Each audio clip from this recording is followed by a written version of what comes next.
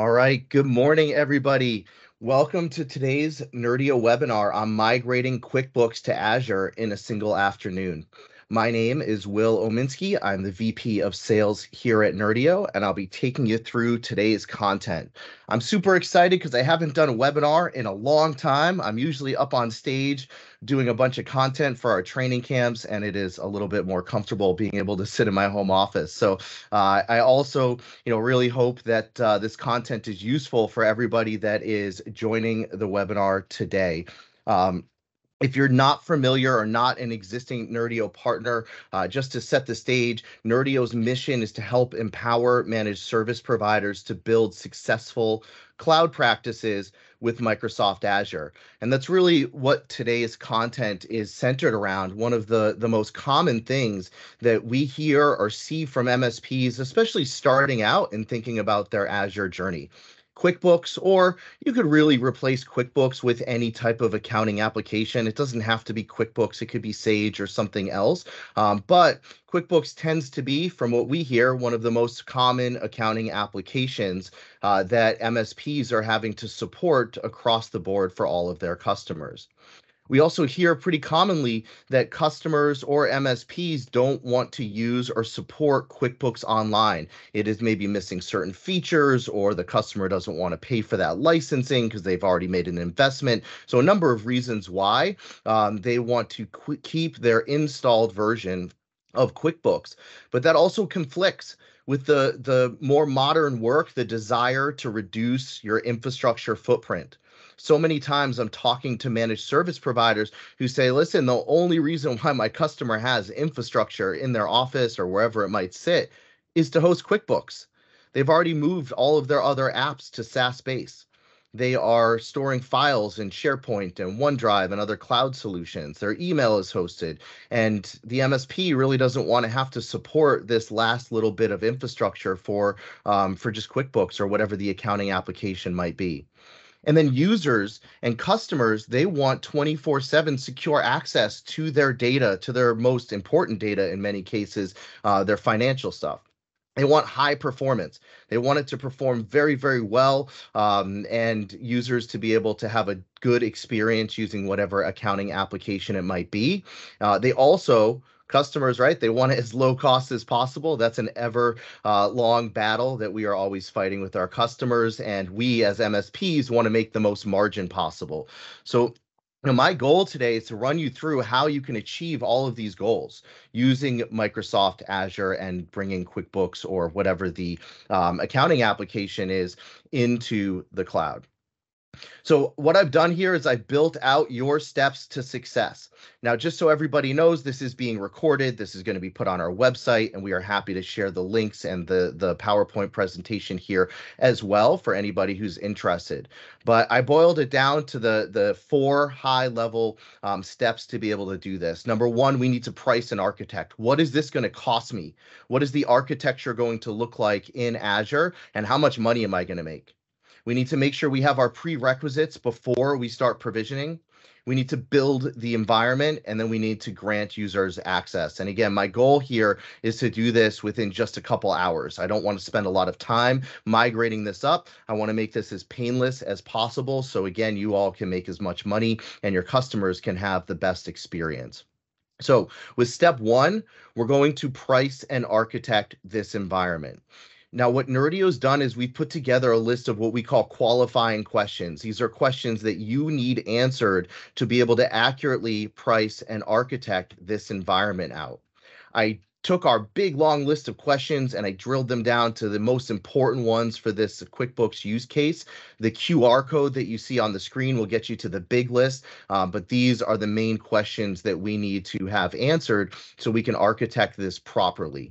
Some of the big ones that we're maybe not quite used to asking for traditional on-premise infrastructure are things like how many people are accessing QuickBooks concurrently?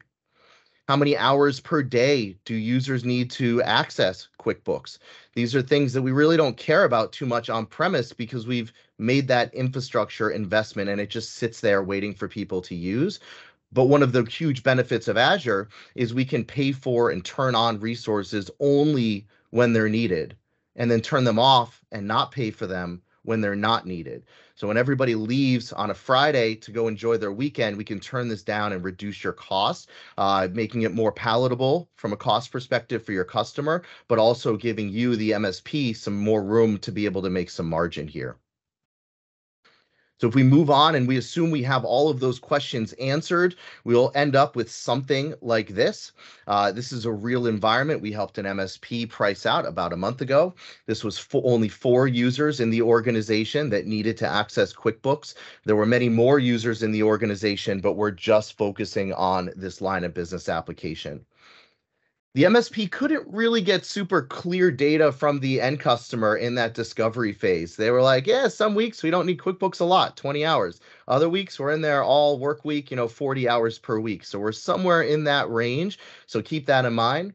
They have some aging servers on premise. The whole point of this is to get rid of those. I went to the Intuit website and I found the resources that are needed to run QuickBooks. And if you are looking at this deck later, that is right here. And so we have, the processor, we have memory utilization needed for the workstation side of it, memory for the server. So all of that data is out there on the Intuit website for the edition or version of QuickBooks that you might be trying to bring into the cloud for your customer. Minimal storage needed. Those company files are very small. And in this case, the customer already owned Microsoft 365 Business Premium. So that'll come up later as we go through this architecture. So now we need to price it out. One of the things I love about Nerdio is our cost estimator. It's a tool that we have built purposely for MSPs. This links into the Azure calculator. It is pulling all of the exact same data and information as if you are in the native Azure calculator, but we lay this out in a very MSP-friendly format. We have some checks and balances in here to make sure you don't misprice or misquote these environments so your margins and your business is protected. If you want to follow along as I do this, feel free to. You can go to getnerdio.com. In the top right corner, you will see this cost estimator button and you can follow along. If you're an existing Nerdio partner, you have this built right into your Nerdio portal where you can save and create quotes as well.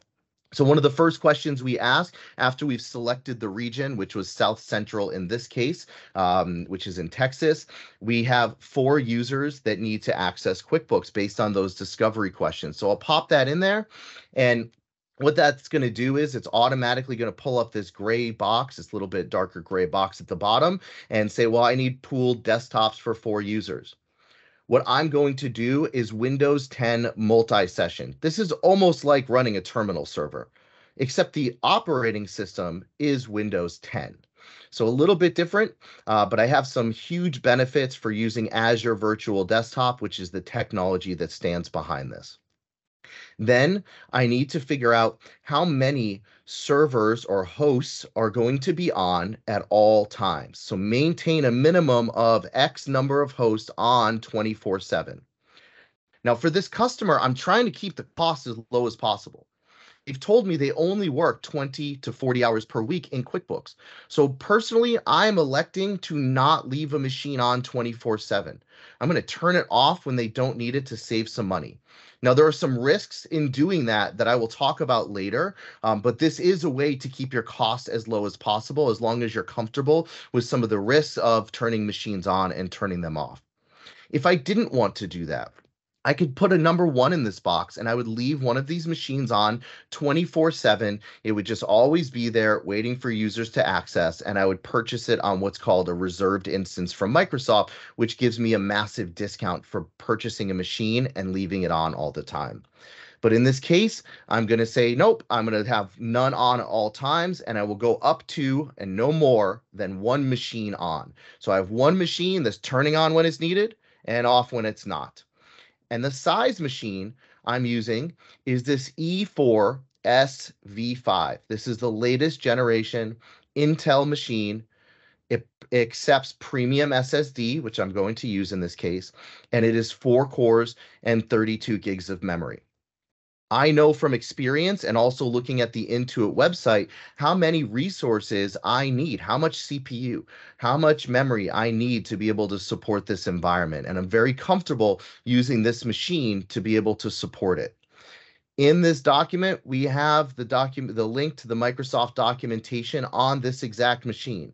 This link will take you over to, if I can get to it with the Teams bar right here, will take you to this page. This is my ESV5 machine. This is my E4 SV5. It tells me all of the information about it. It tells me my processor, which is higher performance than the minimum required by Intuit. So I'm in a good spot here. I have everything I need with that single machine. Next, because we are turning this machine on when it's needed and off when it's not, we need to price out how many hours per week we expect this machine to be on, because I'm going to base my pricing off of this. I'm going to try and deliver a price to my customer that is flat rate. Most customers do not want to get a price and say, well, that's what I think it's going to be. Some months it's going to be more, other months it might be less. I don't really know. So I'm going to overestimate the number of hours that I think it needs to be on. And I'm going to price that out as a flat rate to my customer. So when it is on less than 50 hours in this case, I make more margin than I expected. I think it would be very rare that it would be on more than 50 hours per week based on the information the customer gave me. And then we also have things like holidays, right? We just had 4th of July here in the US. Nobody was working. That machine wasn't on. I just made more margin. Or I have extra time budgeted for those instances where maybe somebody needs to work nights or weekends when I was expecting it to be off. We'll also choose the ratio of users per CPU core. This is a shared machine. So we need to figure out how many users can share each CPU core on this machine. The average that we see across millions of desktops using Nerdio for management is 1.7. So I gave it an even more performing ratio here of 1.5 just to make sure that I'm protected.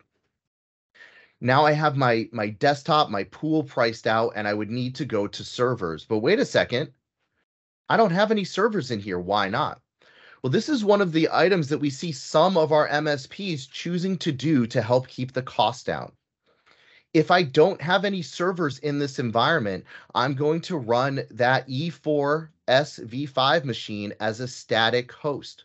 I'm going to join it to Azure Active Directory. I'm not going to have a virtual machine domain controller, which is completely possible and supported by Microsoft. So you can do this.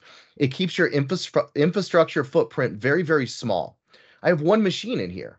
That's it. Just like the old days of terminal services, you have this one machine. It's going to have my QuickBooks company file. It's going to have the server side install of QuickBooks. It's going to have the desktop side, and all of my users are going to run their virtual desktops off of that machine. Now, there's a couple limitations or items you need to know if you want to move forward with this model. If you do this, as we get further along, you'll have to remember that if you re-image that single static host, you're going to lose all of the data on it, because of the re-imaging process, it clones a golden image and wipes out everything on the disk. And if I have my company file on there, I'm going to lose all of that data in that company file. So really important that you and your team know not to re-image that machine. We're going to treat this as, again, a static host. I'll probably put my RMM tools on it, and I will just manage that host just like I'm used to in the older days of managing terminal services. This also means backups are critical, because there's some risk if something happens to that host. I need to have backups, and I need to periodically do my file level restore testing. So if there is an issue, I know, my team knows how to restore that company file, maybe my user profiles, those types of things. Ephemeral disks, if you're familiar with those, we will not use them in this case, because when you reboot a machine, it wipes out all data on that disk. So we need to make sure not to do that. You can also only have a single machine in this pool. So I can't add a second machine and load balance my users across two. I can go with larger machines. So if this company suddenly needs 10 people that need to access QuickBooks, instead of adding a second E4 machine, I'd probably bump it up to an E8 machine. So you can achieve that goal of supporting more users, but you need to make sure that you do it in the proper method, which is upsizing the machine and not adding additional. I mentioned earlier, I maybe want to reduce a little bit of risk, either from pricing or the technology side, by buying that machine on a reserved instance and just leaving it on all the time. Because if I go with auto scale, like I'm going to do in this example, I can only start and stop that machine. I cannot create and destroy because I have my QuickBooks data on there. I would destroy that data, right? And so it's very important to make sure when we configure auto scale later that we are starting and stopping. You also cannot use auto heal in Nerdio, because auto heal within Nerdio will destroy that machine and recreate it to try and automatically heal it. So some limitations here that you definitely need to be aware of. But some of our MSP partners are going this path because the financial side can make a lot of sense. You can get this at a very, very competitive price, as well as retaining a lot of MSP margin. And go through them in more detail as well at any point. From here, my customer already owns their business premium licenses. These are very important if they don't own them, because every user that needs to access QuickBooks will need that business premium license. That gives you Windows 10, it gives you Office, it allows you to run this virtual desktop as an end user. So the price for them are not included in here because they already own them. I'm not pricing it out, but I want to make sure I verify that they actually have this edition at a minimum, business premium. Next, I'm going to worry about backups because I already mentioned how critical that is. I'm going to do 30 daily backups. I'm going to do 3 end of months, and I'm going to do 1 end of year. You can build out any backup schedule you want. I would probably recommend also doing hourly when you set this up. I don't need anything else in here, no VPNs. Users can access this through Microsoft's gateways, which are very secure. They do not need a VPN to log into their virtual desktop if they're using Azure Virtual Desktop. FS Logic's profiles. This is the storage container where my user's unique data, their profile sits in. This is their app data, their background, their shortcuts, all of that fun stuff. I'm not using FS Logics in this case. I'm going to keep the profiles locally on that host. This will help reduce my costs and reduce complexity for me, because now I don't need to manage that storage container. Some MSPs choose to use FS Logics with this and build out that storage container. That's fine. You can do that. There's a lot of options, but I'm electing not to. I'm just going to keep everything on that single host. Next, I get a discount from my CSP for purchasing Azure from them. 9% is what I get from my CSP, so I'll put that in here. I want to see my true cost. And then I'm going to be a little bold today. I'm going to try and make 100% margin on Azure, on infrastructure.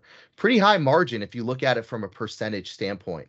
So again, we want to have as much margin as possible and keep the cost as low as possible. This is my price per user. $67 per user per month, and that includes the 100% margin. If you look at other competitive solutions out there, like a Right Networks, or really any of the QuickBooks hosters, they're probably closer to $80 per user per month for a similar solution.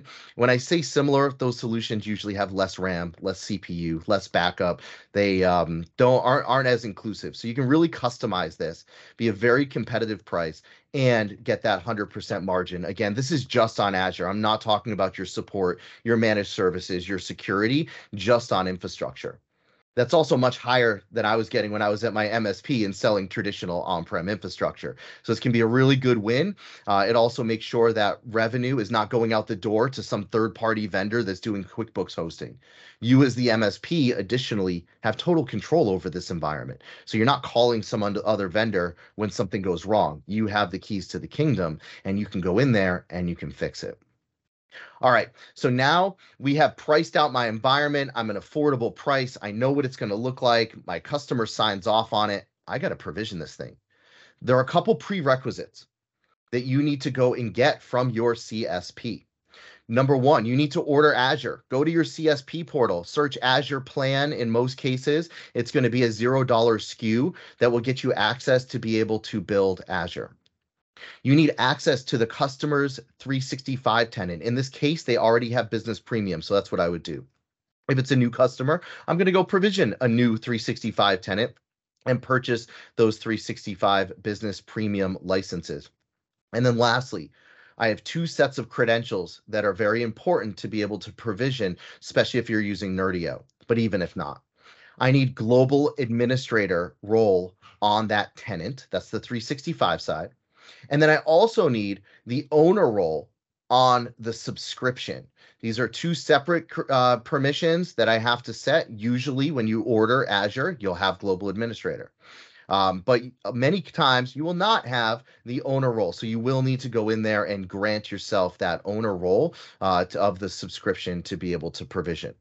Now, once I've done that, especially if you're not technical, go work with Nerdio, go live engineering. We have a whole team of engineers that will assist you with this entire rollout. You do not have to be out there on your own doing this. This is a free service from Nerdio.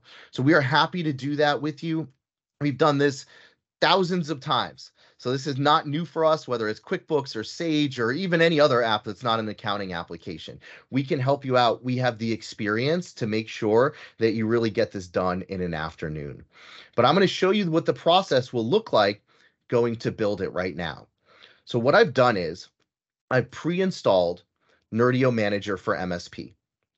I've also pre-built one of these environments because it takes a little bit of time while wheels are spinning and things are being created. I don't want to make you all look at the wheels spinning while everything's getting created for a long time, but I'm going to show you the process anyways, and then we'll hop into this pre-built environment because we are time limited today. So to provision this environment, very, very straightforward using the Nerdio provisioning wizard. We click add an account. We're going to link Nerdio to that customer's tenant and their subscription.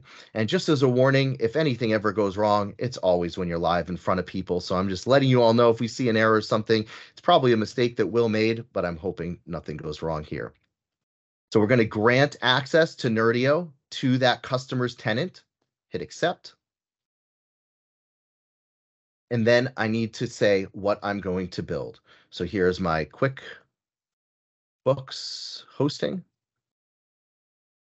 I'm going to build some Azure virtual desktops, and I'm going to follow that price quote that we already worked on.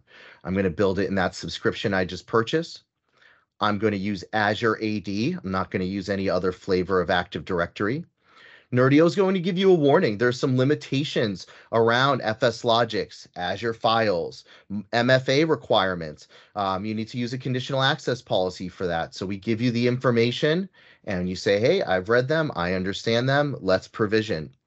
What Nerdio is going to do is now create a service principal that will allow our application to talk to and execute changes inside of that customer's environment so we can continue provisioning as well as doing ongoing support tasks for this customer. So this will just take a minute to link in and create that service principal.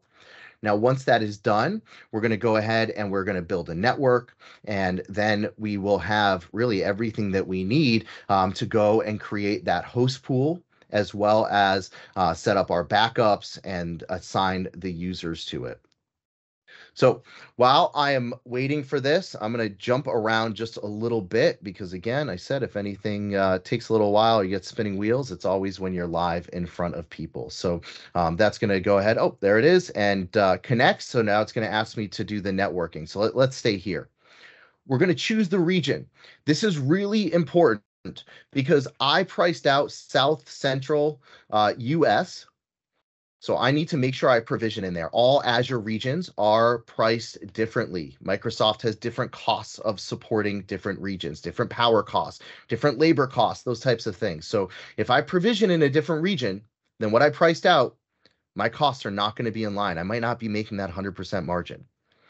We're going to say this is a brand new customer. This is brand new Azure. They have no resource groups. These are logical containers where their RAM, their CPU, their servers, their disks, where everything sits. So we're going to create a new one. So we're going to say QB client RG. That's their resource group. They do not have a network, so I need to create a new network. We're going to do QB network. We're going to give it an address space. I'm just going to follow the Nerdio defaults here. QB subnet. /24, and we're going to hit save. Nerdio is going to go into that subscription and we're going to build that network for you. If you're ever curious, what is Nerdio actually doing under the hood? It's kind of fun. You can go into the Azure portal and hit refresh and you'll see all of these items getting built. Or you can click details here as well, and we're going to show you exactly what we're doing. We're creating the network, we're loading anything that might be in the network, and we're going to show you if there's any errors, and you can see everything that's happening live as it's being done. So that once this completes, which will take a minute or two, then I will have my environment and I'll be able to go in and create this machine that my users are going to log into. So a couple other things that I do want to talk about while we're waiting just for this to complete. Nerdio, we are not an MSP. We do not support or unsupport any line of business applications. This is why we partner with managed service providers. All of you already know how to support QuickBooks. You're doing it today. You know how to support Sage and all of these applications that your customers have and need to use. So if you run into an issue with QuickBooks and you call into Nerdio support, there's not a high level of confidence that I have that we're going to have somebody on staff that can actually help out with this and be a QuickBooks expert. It's just not how we're staffed. We can help you with all things Azure. That's really where our expertise is. So you'll still lean on QuickBooks for support, but we also have the Nerdio Help Center. The Nerdio Help Center has something called the Nerdio Community. If I go into the community, I can make posts and ask questions about items, including non-Nerdio specific. So I'm constantly seeing in here people making posts about how do I install QuickBooks? How do I do this web connector? What about Lacert? How do I do this? You can make those posts in there. If Nerdio has somebody that has this knowledge, we will reply to you. If we don't, there's a high likelihood another MSP partner of ours will come in here and reply to you and give you the knowledge that you need. So this is a great place to talk to other like-minded MSPs that are trying to accomplish the same tasks as you are and get that information. So I highly recommend that. The URL is simply help.nerdio.net. You can go in there and you can go ahead and ask whatever questions you need. There's also a great search function, so you might just search QuickBooks or something like that and be able to search these community topics and forums. All right, so I'm back in the Nerdio portal. I'm at my MSP view, so I'm looking at all of my clients. I have the one that I pre-built yesterday, and I have this new one that is completed and an active account. I have no users or anything in there, but I've built the network, I've created the service principal. So now to go in and manage this specific customer, I click the big manage button. Everything that I do in this page is going to make a change inside of that customer's environment.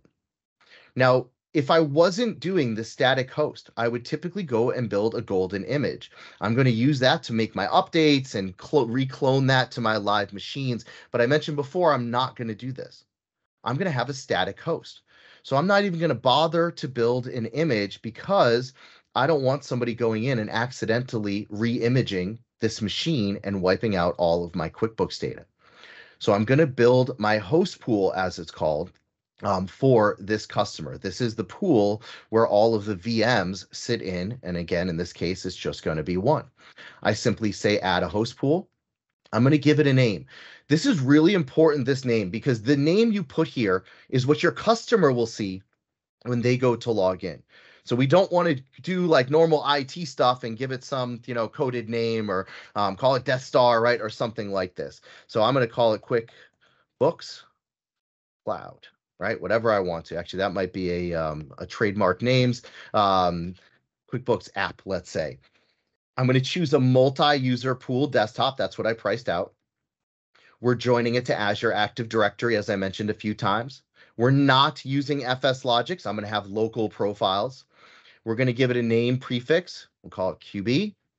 We're going to choose my desktop image. These are images that Microsoft gives me as a starting point. So I'm going to choose something newer, 22H2.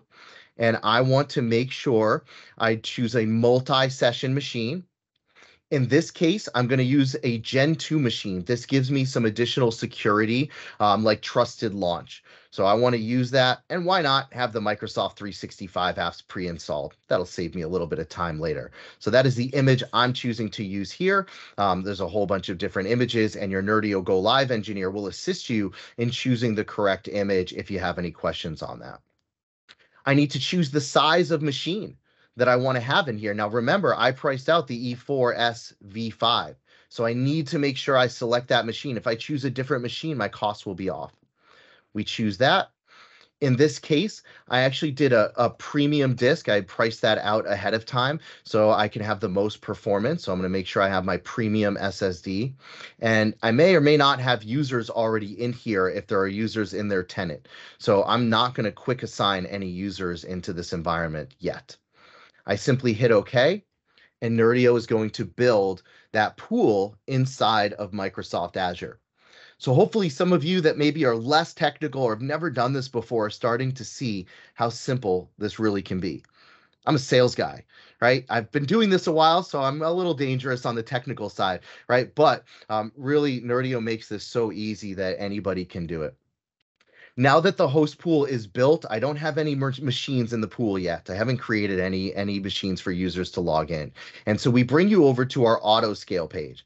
This is essentially a policy that Nerdio is going to enforce to make sure you have enough machines inside the pool that are required. So I'm going to turn this engine on because I want Nerdio to automatically build these machines.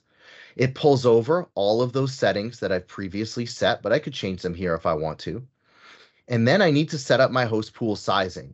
This is really important with one of those limitations I mentioned before, because we can only power on and power off machines. I cannot create and destroy. That is what this first box is. These are machines that are pre-built that will simply power on and power off. And if you remember from the pricing or the architecture, I only want one. I also decided not to leave any machines on 24/7. So minimum active, I'm going to have 0 machines.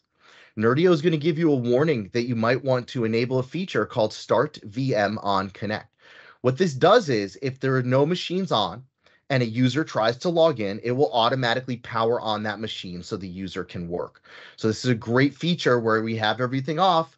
We're trying to save money. It's the weekend, it's Saturday, but the owner wants to go in or the bookkeeper wants to get some work because it's raining out and they can't go do anything else. They go to log in, boom, it'll power on the machine and they will be able to work. It will not prevent them from it. And then I need to make sure I have this burst capacity set to 0 as well, because this would be create and destroy machines. So for my example, I have 100 for these settings. Then I will choose my scaling logic. This isn't super important when you're doing a single static host, but what I'm going to do is user driven. So what'll happen is if no machines are on, a user goes to log in, it will automatically power it on. Then when the last user logs off, we'll wait 10 minutes or 30 minutes, whatever the time frame is, and we will power off that machine. So it's not left sitting there on, running up costs when nobody needs it. In this case, I have 4 users, so I'll say I can only have 4 users on this machine. I could set up my load balancing and some other restrictions if I want to.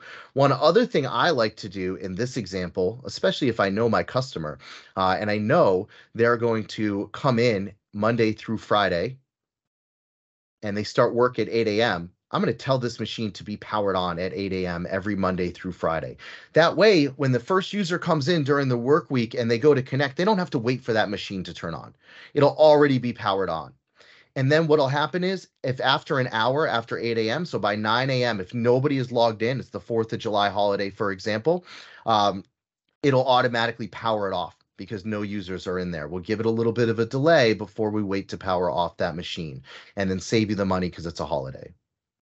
If there was ever an instance where autoscale was going to power off the machine, it will knock the users off of it. So we don't want to just do that blindly because they'll open a ticket with you. They'll say, hey, the cloud's broken. I got kicked off my machine. I was trying to work. So we're going to give them some time to save their work, and we can give them a custom message if we like on their desktop. It'll pop up. They'll have to see that message so they know that that machine's going to get turned off, and they hopefully won't open a ticket with you. Lastly, we will not turn on auto heal. Remember, that is one of the limitations of this. And then all I do is hit save. What Nerdio is going to do is we're going to go look in that pool. We're going to see there's no machines in it. Well, I'm supposed to have one machine that's pre-built, ready to power on and power off. And we're going to go build that machine for you automatically. If I go into this pool, I'm on the host pools section. I see my pool. If I click manage hosts, you're going to see there's a task in progress. We are building that machine. When this progress finishes, that machine will be here and live and ready for users to log into. So this takes about 10 to 15 minutes. Again, we're not going to sit here and watch this spin. I'm going to show you a couple other settings, and then I'll show you that pre-built environment for a couple other details. Now, in this pool, there are a couple things I want to make sure that I'm doing. So I'm going to click the drop down on the right, and I'm going to go to properties. There are a couple settings that I want to use in here. Number one, under AVD, I want to make sure that Start on Connect is checked off, which it is by default from Nerdio. So make sure that's checked off if you want that feature for users when they go to log in, the machine to power on if it happens to be off. The next one I may choose to use under VM deployment. Since I picked that Gen 2 machine, I might want to use Trusted Launch. Now, if you're not familiar with Trusted Launch, we have some great articles on it. Nerdio always gives you information in our product on what this is, but it improves security essentially on this machine. So I could turn that on. I can use Secure Boot, VTPM if I want to, and I'll want to make sure I read these items here. It'll only apply to newly created or re-imaged hosts in the pool. So I want to make sure I turn this on early because I don't want to recreate that machine once it's got the company file and QuickBooks data on it. I will also likely want to create session time limits. I'm just not going to save that. Because we're not using a domain controller, I can't use a group policy to knock users off if they're idle on their desktop, or log off this session, which will kick in the auto scale to power off that machine. So this is something that Nerdio has created. I can say if a user is idle, they have not interacted with their desktop for 30 minutes, go ahead and disconnect them. Their session will still be active in the cloud. So if they reconnect, everything that they left will still be there until they get logged off. So in this case, I'm going to wait another hour after they've been disconnected to log them off to make sure autoscale can power it off. So this really, if I walk away from my virtual desktop, in this case, my QuickBooks app, I have an hour and 30 minutes to get back in there before it logs me off and shuts down the machine potentially. So I want to configure that based on whatever you've worked out with your customer. So those are two really important items. All right. Couple other things that we need to do, but we're just about done. We have to create a group, and we have to assign our users to the group. Now, in this case, I have a few users already in the environment. So I could create users if they don't exist right from here. This will create them in Azure Active Directory. I can assign the licenses. I can do all that fun stuff. But I'm also going to create a group, a security group, that I'm going to call QuickBooks users. And I'm going to drop the users into this group that need access to QuickBooks. So I'm going to grab, Elon Mustard here. I'm going to grab Ferranti and Travis that work here at Nerdio. Maybe I'll grab myself as well. And maybe I'll make my global admin the owner, as well as make my global admin account the member of this group so I can do some administrative tasks as well. So once I've set that up, I simply hit save. Nerdio creates that security group for you. And then what I can do is I can assign that group to the virtual desktop host pool. So I'm going to go ahead and go into host pools. I'm going to click the drop down. I'm going to manage users and groups. And I'm going to find that QuickBooks users. And I'm going to assign it to that pool. So we're going to hit OK. Just so you know, this will change the group users. This will enable Nerdio licenses. So a couple of things we're giving you warnings about, but we're going to assign them to that. So now, once the users download the virtual desktop client and they sign in with their email, username, and password, they'll have access to that. They'll be able to log in. Same with me as an administrator, because I assign myself to that group. I'll have administrative access, which I'll need. Now, the last thing that I'm going to do here, because I harped on it so much at the beginning, I'm going to go into settings and integrations, and we're going to add our vault. And this is our backup recovery vault. So we're going to give it a name, QuickBooks Backup. We're going to choose that resource group. This is where I want to back up. I'm in South Central US. We're going to do locally redundant. You may consider geo redundant if you want to as well, or we'll go to a separate Azure region as well. We're going to hit save. This now created that vault where the backups are going to sit. And then we give you some default policies. So I have an enhanced policy, for example, here that got automatically created. Hourly starts at 8 a.m. How many we're going to hold on to. So all I've done here is get my policies in my vault. Then what I would need to do is go in the backup section, and I would need to apply that backup policy to that machine once it is created. It's not showing up here because it hasn't been created yet. We're still waiting for it to spin. And at that point, I'm good. I've created my machine. I've set up my backup. I've added my users. Really, everything's done except for installing QuickBooks.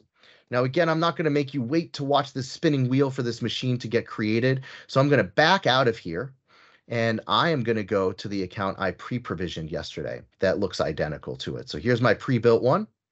We're going to go into manage, and I'm just about at time. So if anybody needs to drop, I understand. But if I go into this pool, you'll be able to see I have that machine already existing. Now, what I did ahead of time was I logged into that pool as an administrator. I simply downloaded the client. I signed in with my username and password as my administrator.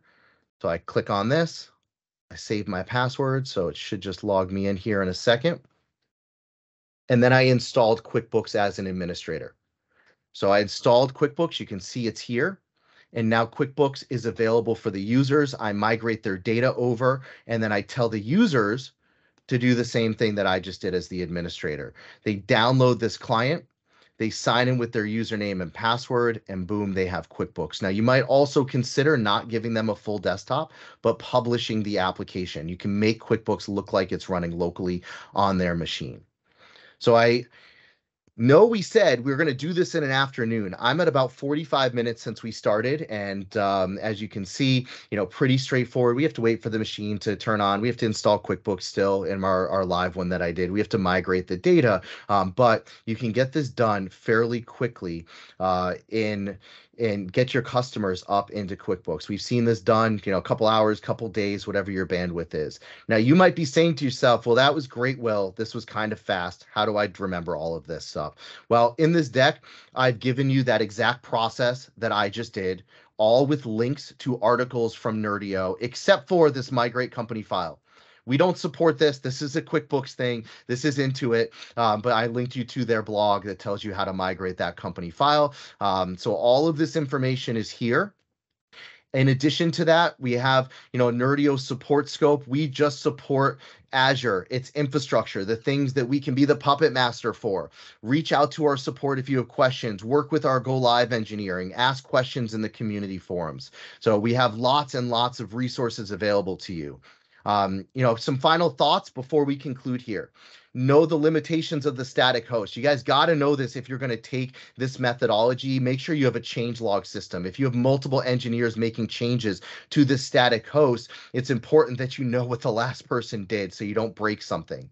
Be very careful with patches, right? If we get a bad patch on this machine and we can't roll it back, we're going to have to go back to a backup and we might lose some data there. So some things to think about there. But ultimately, at the end of the day, this can be a very competitive solution to other ones that are options for your customers that are out there. It can be very high margin and allow you to retain that monthly recurring revenue instead of it going to some third-party hoster. And also remember, I use QuickBooks today as my example, but this could be any application.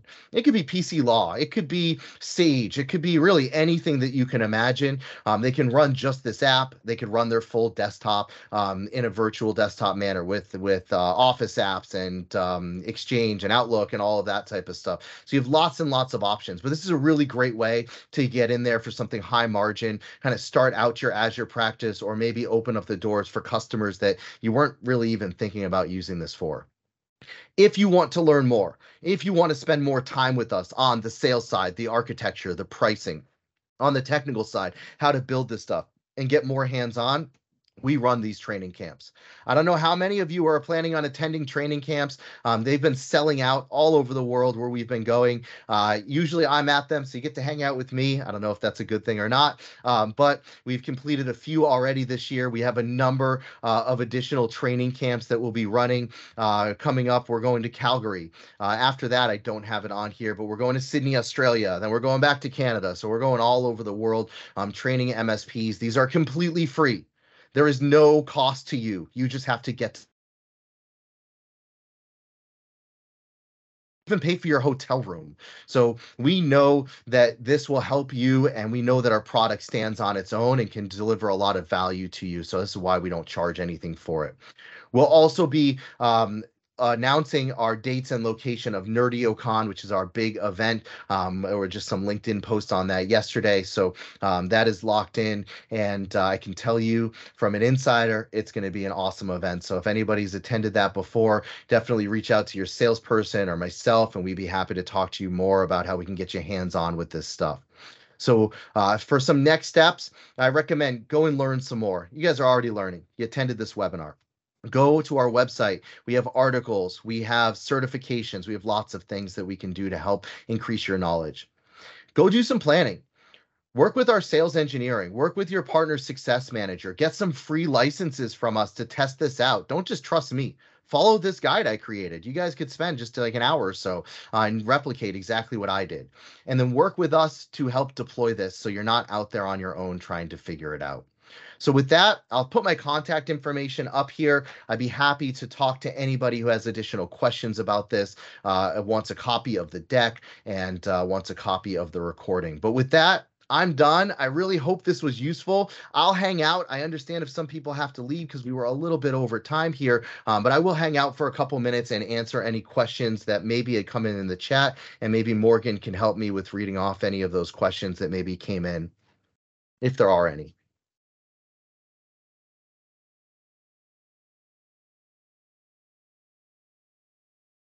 Hey, Will, you've got a couple of questions in the Q&A if you want to jump through some of those, if you didn't already answer a couple of them. I have not answered them. So let me stop sharing my screen and take a look at the Q&A. And feel free for anybody hanging out, drop more questions in there. We'll be happy to answer them. So first question I see, do we have any reference architecture or documentation for using multiple servers for this deployment? Absolutely. That is the more recommended way from Microsoft and Intuit. Have a domain controller, have a server for it. So we do have that information. So if you need that, reach out to myself, reach out to your partner success manager here at Nerdio, and we'd be happy to show you what that looks like. You're going to have a little bit more cost in Azure if you do that, but you're going to reduce some risk because you'll have less limitations. So it's always this balancing act that we're out there trying to do. The next question I see is when running as a remote app only, we ran into issues with sending emails, OneDrive sync, and it looks like a couple other items, some gotchas. There are definitely some gotchas when using remote app. Now, we have many partners using it, so I'm pretty confident we can help you get through those gotchas. The biggest one and the hardest one to overcome are non-technical end users. You go and save something in a remote app, and then they open up their local file explorer and they open a ticket with you. I saved it 8 times. It's not there. Why do I not have this? I've saved it 8 times. Well, it's saved in your virtual desktop, right? So there are some things in terms of users that I think you need to spend some good time training them on how to use remote app, but I love using the remote app solution. So reach out to us. We'd be happy to go through that stuff. I have somebody asking about sizing the desktop, how to estimate CPU or memory per user. Now, in this case, I would say this is a very educated, highly educated estimate. And the reason for it is I went to the Intuit website, right? I looked at how many resources the application needs, and I sized it based on that. I need, I saw the processor size, I saw how much memory was needing on the desktop and the server side, and I sized it appropriately. Nerdio has a number of guides as well as pre-sales engineers that will help you size an environment for your unique needs, whether it's QuickBooks or full-blown massive environment. So get with us. This is something we spend about an hour on at our training camps as well. So if you're able to make one of those, that would be great. Um, I have somebody asking if they don't need to export to Excel, would you recommend running this as a remote app versus a full desktop? Definitely, as long as you're okay with that user education piece. Even if they do need to export to Excel, you can do that and run Excel as a remote app and export that way. So there's some certain options you might look at for that. Is there a way to work around the need for a global administrator? Is this a persistent need? Great question. I love the security questions. Very important. There is kind of a way around that. You need global administrator to link Nerdio into that tenant and subscription. You do not need it afterwards. So you can use a global administrator account, link us in, and once you've done that, destroy that global administrator account or reduce those permissions. So you don't need that ongoing. We also have something called limited access mode in Nerdio for those highly secure or compliant customers, as well as a different product that is designed to sit inside of the customer's environment. So it's not talking back to your MSP for really compliant or highly security conscious organizations. So lots of things we can help out with there from a security perspective. I see a bunch of stuff in the chat. I'm just going to answer a couple more questions, and I'm going to stop in 6 minutes at the top of the hour here. So we can send out the deck to everybody. Sorry if I'm missing anybody's questions.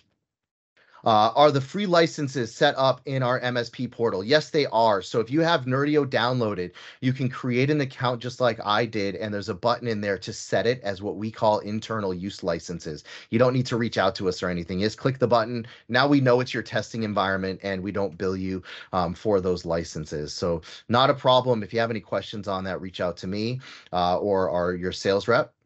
Does QuickBooks have no issues running in multi-session and putting the server component and database manager on that? So it works, right? If you were to go talk to an Intuit expert, they would probably tell you not to do it. We don't support it. We don't recommend it, but we have hundreds of customers and partners out there doing this today. So yes, it works.